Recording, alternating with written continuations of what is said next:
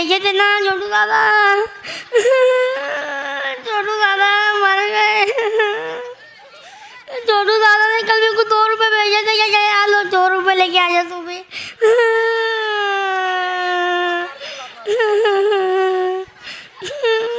छोटू दादा उठो ना छोटू दादा।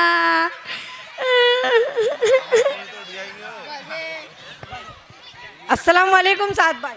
वालेकुम अस्सलाम रेहान भाई। अरे साद भाई क्या बात है, बहुत ज्यादा घबराहट और परेशान नजर आ रहे हो, और ये क्या बड़ी सी टोपी लगा रखी है, कुछ हादसा वादसा पेश आ गया क्या? अरे रेहान भाई, अपने छोटू दादा का इंतकाल हो गया है, गुसल देने वालों को तलाश कर रहा हूँ। अपने कारी शफीक मौलाना है ना, अपने उस्ताद उनके घर चलो। शफीक मौलाना, अस्सलाम वालेकुम भाई। वालेकुम अस्सलाम रहन भाई जान, क्या बात है, बड़े परेशान नजर आ रहे हो। शफीक मौलाना घर पे है क्या? अरे वो तो कल के रोज ही नाचन केड़ा गए। ठीक है, अच्छे। फिर वो अपने हाफिज मुख्तार साहब है ना, उनके घर चलो।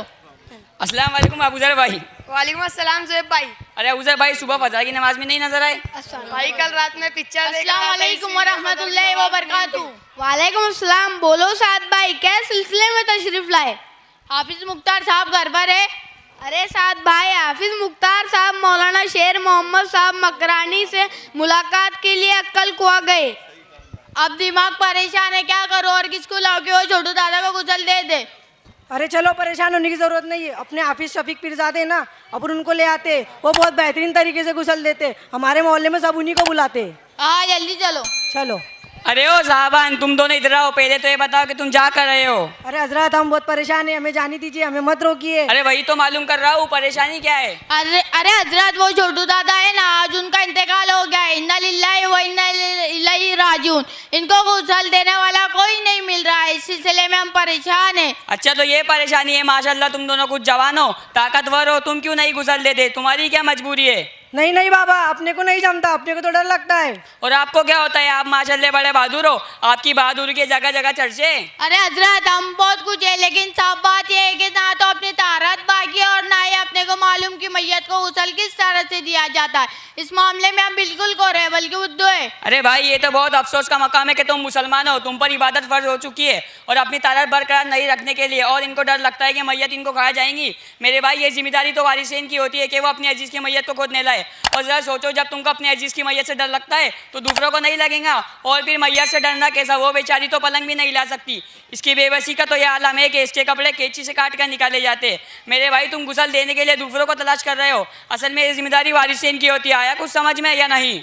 हजरत, ये जिम्मेदारी वारिसेन ही की क्यों है? इस्लामी कायदे की रूह से मैयत को नहलाने का सबसे पहला हक इसके करीब रिश्तेदारों का होता है, क्योंकि ये इनकी आखिरी खिदमत होती है, इसलिए इस खिदमत को खुद अंजाम देना चाहिए और इन तमाम मसाइल का मुस्तहिक बने जो हमारे रसूल सल्लल्लाहु अलैहि वसल्लम ने खुद बयान फरमाया है। हजरत, आपकी बात बिल्कुल दुरुस्त है, कोई शक व शबा की गुंजाइश नहीं है। ये जिम्मेदारी औलाद की और वारिसेन की होती है, मगर बात यह है कि हमको गुसल के मसाइल ही मालूम नहीं है, हमारी बहुत बड़ी कमजोरी या ये कहे कि हमारी जहालत है। अरे भाई, ये तो बहुत अफसोस की बात है, तुम्हारी इतनी उम्र गुजर गई और तुम्हें मैयत को नहलाने का तरीका नहीं मालूम, तो दूसरे मसाइल का क्या हाल होगा। मेरे भाई, आज इल्म दीन को सिखाने की बड़ी मेहनत चल रही है, बार बार ऐलान हो रहा है इल्म हासिल करो, और हदीस में भी आता है कि तलबुल इल्मी फरीज़तुन अला कुल्ली मुस्लिमी हुआ मुस्लिमात, इल्म का हासिल करना हर मुसलमान मर्द औरत पर फर्ज है। मेरे भाई, तुम खुद भी सीखो और अपनी औलाद को भी सिखाओ, और अपनी औलाद को इन तमाम कामों के लिए तैयार करो। और ये मियाँ जो कह रहे हैं हमारी तारत पाकी नहीं है, ये इससे भी ज़्यादा अफसोस और खतरनाक बात है। क्यों भाई, ये खतरनाक और अफसोस की बात क्यों है? इसलिए कि हदीस पाक का मफहूम है, एक शख्स दोज़ख में अपने हाथों को खींचता हुआ चले आएगा,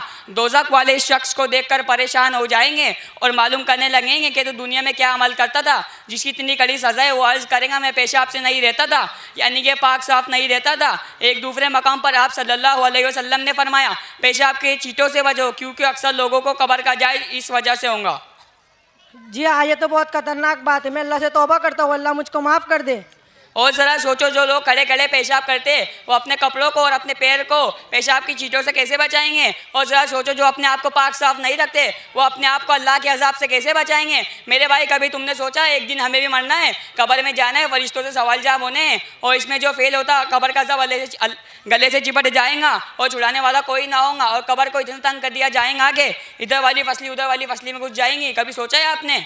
नहीं, हमने कभी नहीं सोचा और ना ही हमारी इस तरफ ध्यान गई और ना ही हमारे वालिदैन ने इस तरफ तवज्जो डाली और ना ही इसकी तालीम दी। पर कितने अफसोस का मकाम है, तुम दोनों ताहत और गुसल के मसाइल नहीं मालूम। अच्छा, अब दोनों वादा करो जिंदगी गुजारने के मसाइल सीखोगे। जी हम वादा करते हैं कि दीनी तालीम हासिल करेंगे और ज़िंदगी गुजारने के मसाइल भी सीखेंगे ताकि इस तरह नमत ना उठानी पड़े। अच्छा जनाब, जब आपसे मुलाकात हो ही गई है, कुछ मसाइल मैं भी आपसे मालूम करना चाहता हूँ, अगर इजाज़त हो तो मालूम करूँ? अरे भाई, जब आपके दिल में जज्बा पैदा हुआ है तो ज़रूर मालूम कीजिए, हम आपके जज्बे और तड़प की कदर करते हैं। अच्छा, तो बहुत मेहरबानी होगी, ज़रा ये बता दीजिए जनाजे की नमाज में कितने फ़र्ज़ है? हाँ तो फिर गौर से सुनो, जनाजे की नमाज में 2 फ़र्ज़ है। नंबर 1, पूरी नमाज में 4 मरतबा अल्लाहु अकबर कहना, हर तकबीर एक रकात की जगह होती है। नंबर 2, क़याम यानी खड़े होकर नमाज अदा करना। अगर कोई माजूर है इसके लिए फिर इजाज़त है, वो जैसे चाहे वैसे पढ़े। और ये बता दीजिए जनाजे की नमाज में कितनी सुन्नत है? जनाजे की नमाज में 3 सुन्नत है। नंबर 1, अल्लाह की हम्द बयान करना यानी कि सना पढ़ना। नंबर 2, दुरूद शरीफ पढ़ना। नंबर 3, मग़फ़िरत वाली दुआ करना, अल्लाहुम्मा मग़फ़िर ली गिना, इस दुआ को मुकम्मल पढ़ना। और ये और बता दीजिए कफन का रंग कैसा हो? हमारे नबी ने मर्द और औरत के लिए कफन का रंग कैसा पसंद किया है? हमारे नबी सल्लल्लाहु अलैहि वसल्लम ने मर्द और औरत के लिए सफ़ेद रंग का कफन पसंद किया है और यही सुन्नत है। अरे हजरत, मेरे भी जहन में एक सवाल है, बहुत दिनों से परेशान हूँ, ज़रा ये तो बता दीजिए, अगर किसी की बीवी का इंतकाल हो जाए तो वो अपनी बीवी को खाना दे सकता है? क्या वो अपनी बीवी की नमाज जनाजा पढ़ सकता है?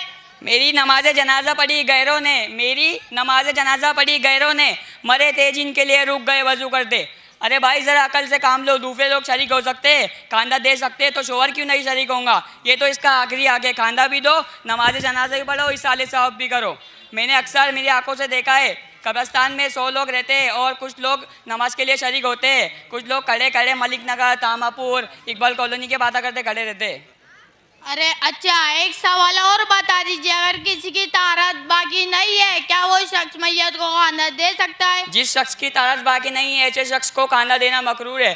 मेरे भाई अब वादा करो जिंदगी, मेरे भाई अब वादा करो पाक साफ रहेंगे, ना मालूम कब मालिकिन मौत हाजिर हो जाए, अपने को जाना पड़े। जी हाँ, हमारे वक्त पाक साफ रहेंगे, नमाजों की भी पाबंदी करेंगे और जनाजे की भी नमाज याद करेंगे। आपका बहुत बहुत शुक्रिया, आपने हमारी इस्लाह फरमाई। अल्लाह आपको बेहतर से बेहतर सिलाता फरमाए। और मैं भी वादा करता हूँ कभी भी खड़े होकर पेशाब नहीं करूँगा, पाक और साफ रहने की आदत डालूंगा। अल्लाह तुमको अच्छा रखे। अच्छा, बहुत वक्त हो चुका है, फिर मुलाकात होंगी इंशाअल्लाह। अस्सलाम वालेकुम। वालेकुम अस्सलाम। माशाल्लाह, आपने सभी साहब ने अच्छे मसले बता दिए। माशाअल्लाह माशाअल्लाह। छोटू दादा, अल्हम्दुलिल्लाह, आज के हम इस्तकबाल हाफिज़ शफीक साहब कर रहे हैं।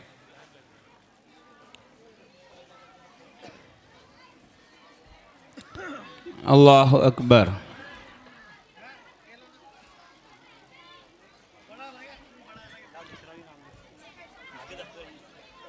आज की निज़ामत संभालने वाले हाफिज़ अब्दुल रहीम साहब का भी इस्तकबाल हाफिज़ शफीक साहब कर रहे हैं।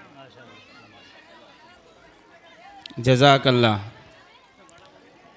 इसी तरीके से आज के मेहमान ख़ुसूसी हज़रत मौलाना अब्दुल रशीद साहब का इस्तकबाल हाफिज़ शफीक साहब एक ट्रॉफ़ी और शाल और बुके देकर कर रहे हैं। अल्लाह अकबर।